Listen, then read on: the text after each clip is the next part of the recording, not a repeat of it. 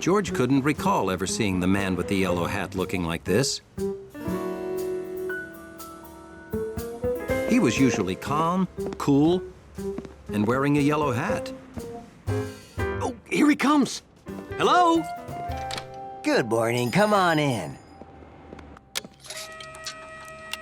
Ready as promised.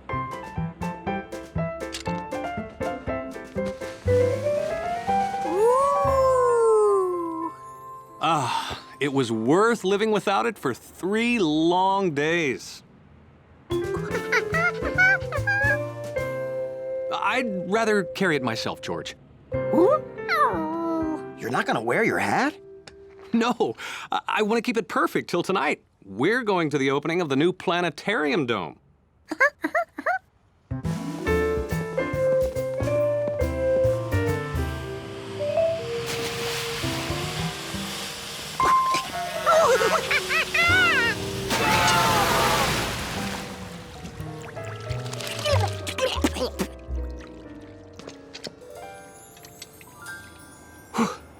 Thanks. Let's get home before anything happens to my perfect clean hat.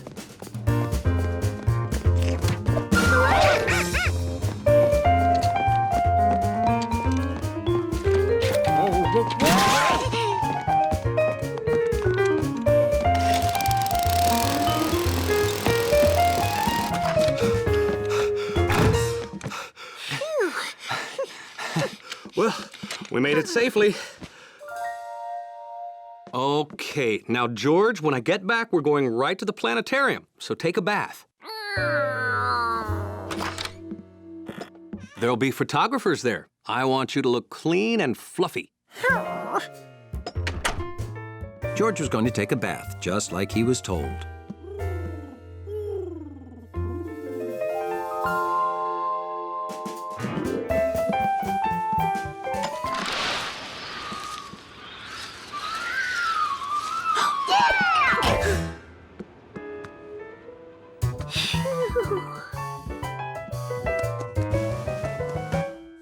It sure was a perfect hat.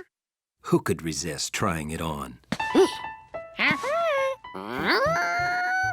George wanted Compass to see him in the yellow hat.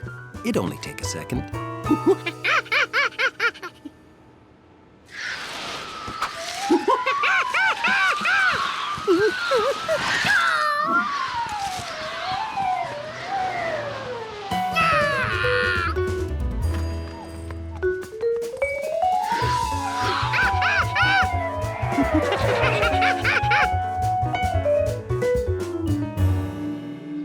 George saw the hat fly this way, but it disappeared.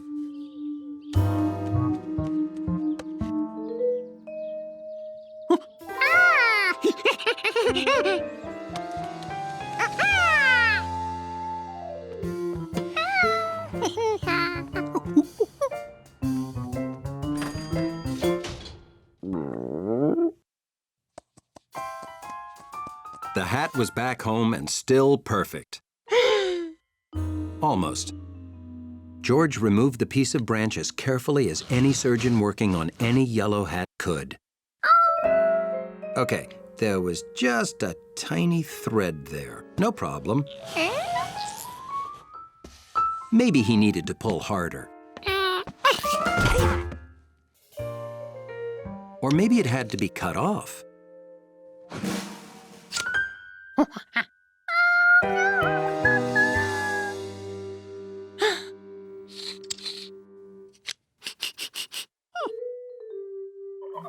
George had forgotten that the last time he used his safety scissors was to cut his strawberry jam and banana sandwich.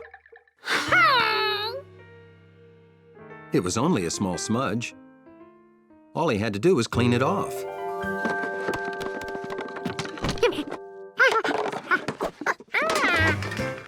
This stiff brush got the grill sparkling like new every time, and the grill got dirtier than the hat.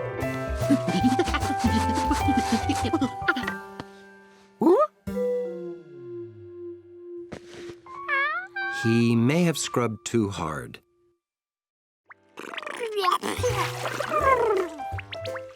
There were only 2 things that could get George to take a bath: bubbles and Sproingy. The most awe-inspiring toy frog that ever lived, and the best bubble maker George ever met. A bath just wouldn't be a bath without them.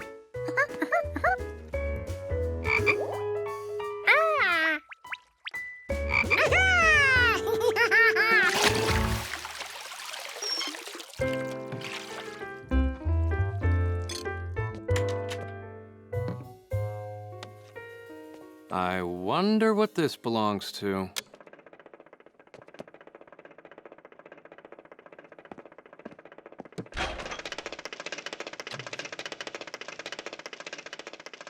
Oh, George! I found your lost boat. In the freezer. You know, George, if you were a little more careful with your toys, you wouldn't lose so many of them.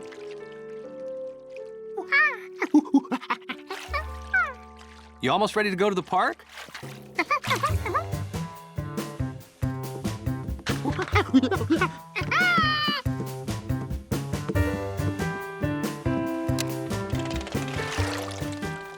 Hey, aren't you glad we found your boat, George?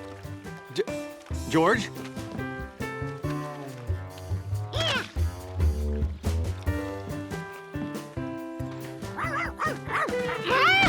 Sharky wanted to play in the mud, too.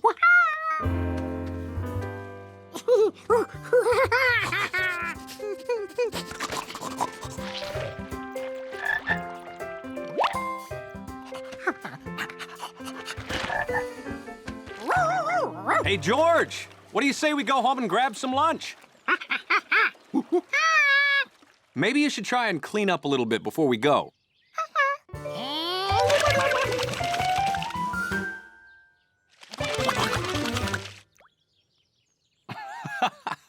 We could be here all day doing this.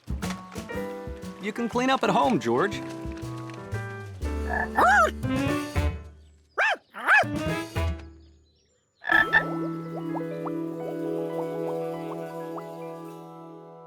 Okay, George, lunch is ready. George, you have to get cleaned up before you can eat. Just take a quick bath. I'll wait.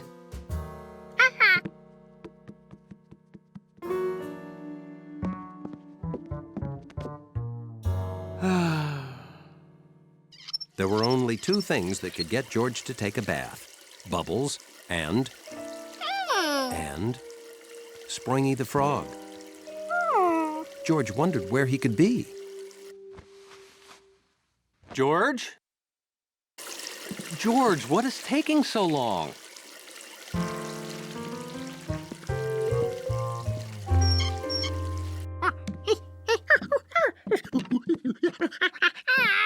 You can clean your room later, after you clean yourself, and after we eat lunch.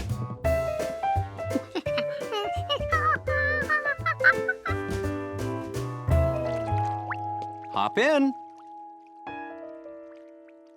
Oh, I get it. You want to be launched like a new ship, huh?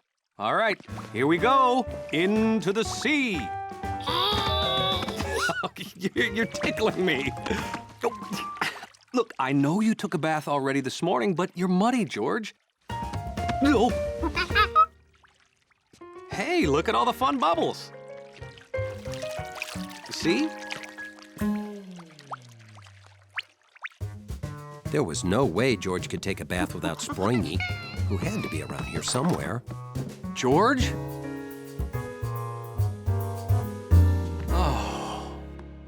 And there was no way George was going to admit he lost another toy. Who had to be here somewhere.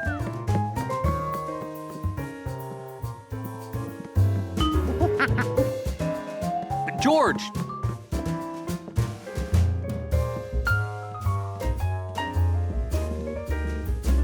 George! One great thing about living in the country is fresh dairy products. Morning, Mr. Ankins. And to George, one great thing about fresh dairy products was the cows.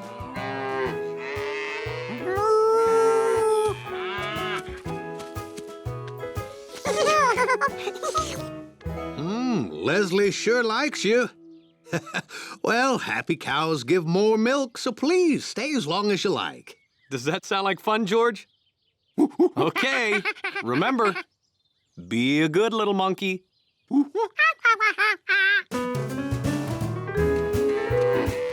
George really liked cows. No one else he knew was that big, that friendly, and gave milk.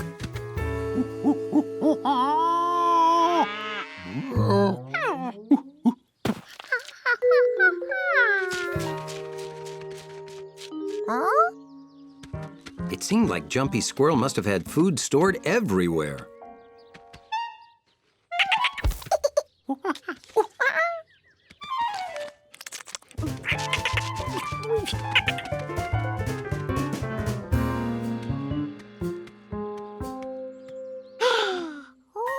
Wildflowers. George had never seen so many colors anywhere else but in his crayon box. And they smell better than crayons.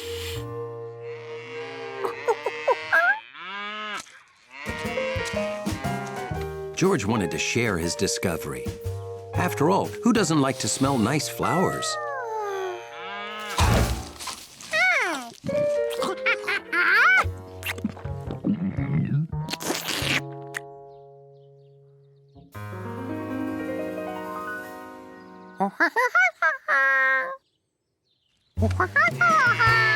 George tried telling her to be a good little cow. Leslie obviously didn't speak monkey. So George tried to speak cow.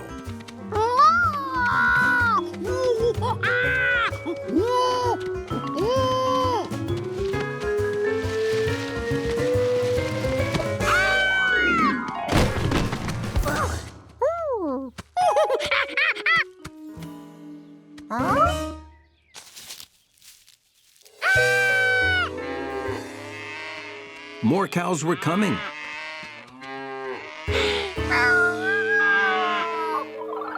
Maybe this whole field had once been filled with beautiful flowers, and they'd already eaten the rest. George had to act fast before these flowers became a big bovine buffet.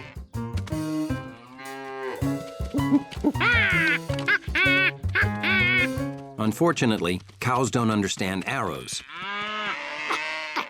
He tried to distract them by juggling apples. But the cows ate his act. So George borrowed an old scarecrow and turned it into a frightening scare cow.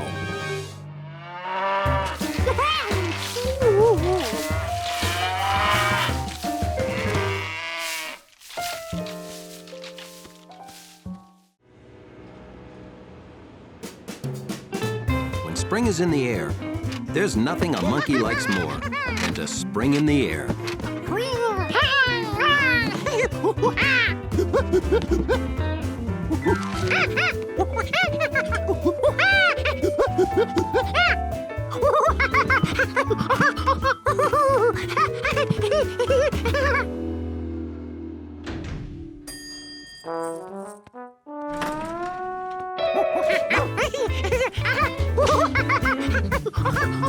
To keep his lobby orderly, Hunley always kept a close eye on George.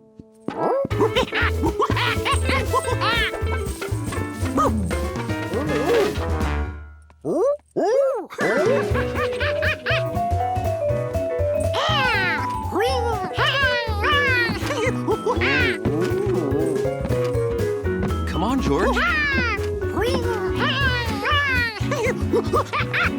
I wish I had your energy, George.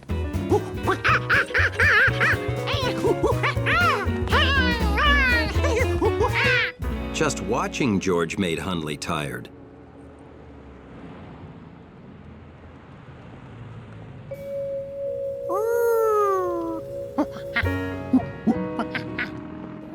Hello, Professor Wiseman. Hi. What do you have, George? Your favorite kind of dinosaur?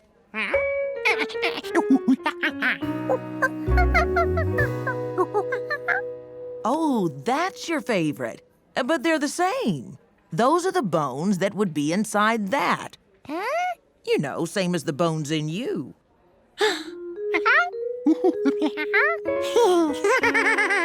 Feel your arm. The hard part? That's bone. It's your skeleton.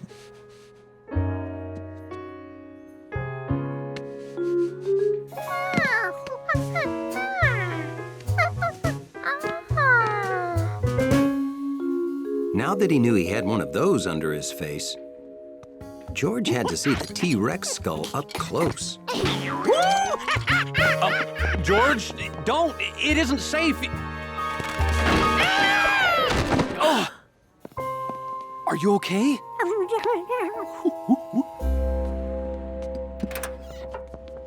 George always wanted to ride in an ambulance, but he couldn't really enjoy it.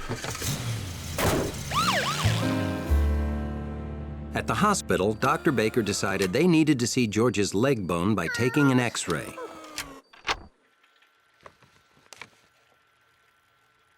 Well, that's a small break. We have to put your leg in a cast. Now, this cast will keep your leg from moving while the bone heals.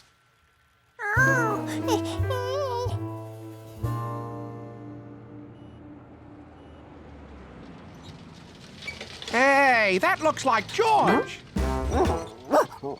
Hundley knew what to do when he heard that name. He got ready to defend the dignity of his lobby. Poor little guy. Is he all right? Oh, yeah, but he's gonna be out of action for weeks. No jumping. No noise. Hundley wasn't so sure this was George.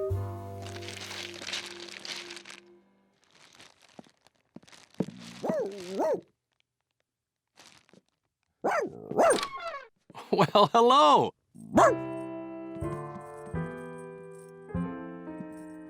You have a visitor, George.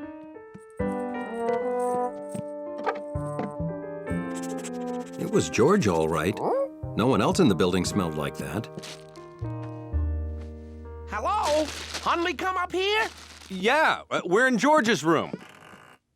You know, in the lobby, Hundley pays more attention to George than anyone. That's friendship. Hundley could keep George company when you go to work. I'd excuse him from his lobby duties. George, would you like Hundley to be your monkey sitter?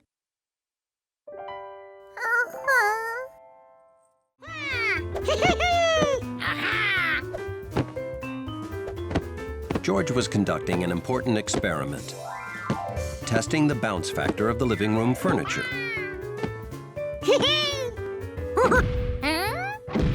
This part of the couch made a different sound.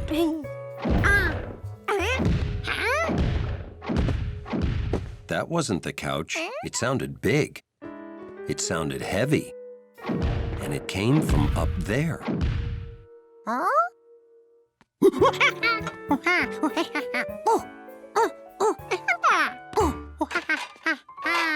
You must have heard our new neighbor walking around. He moved in last week. What George had heard seemed heavier than footsteps. What are you doing? George, you must have heard our neighbor walking. That's all it could be. It's not like he's got some wild animal up there.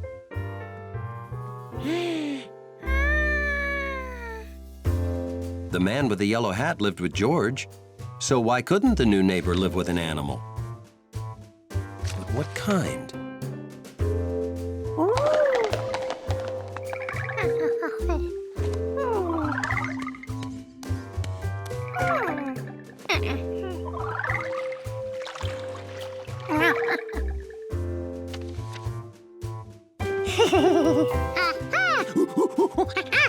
Of course, the new neighbor had brought home an elephant.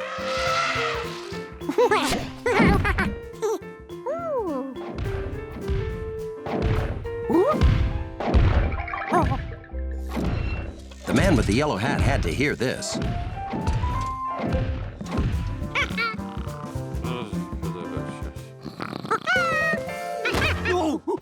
George?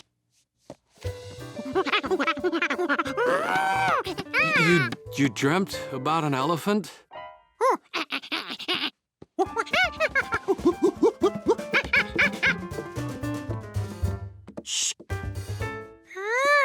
Oh,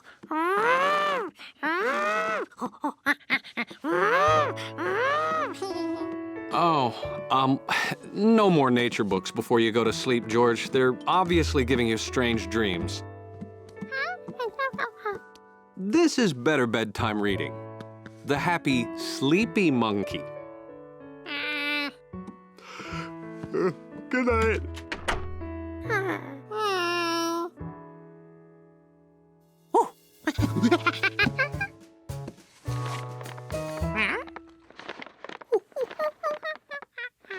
This new sound certainly wasn't an elephant walking around. It was an elephant that was doing what?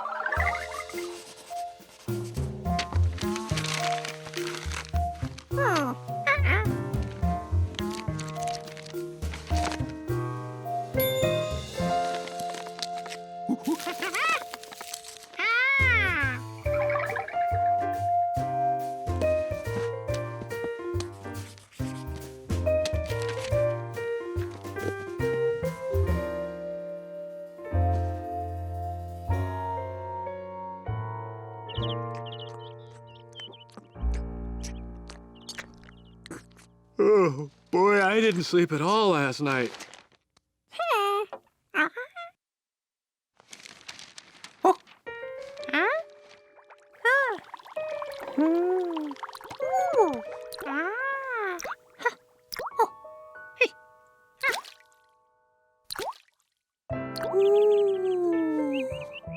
George never realized there were so many sounds in the world.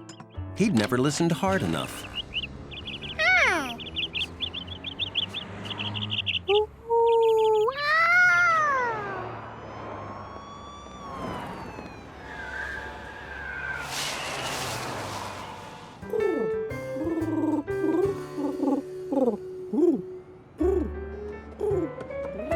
That was the balcony to the apartment upstairs, where the new neighbor lived, with his elephant.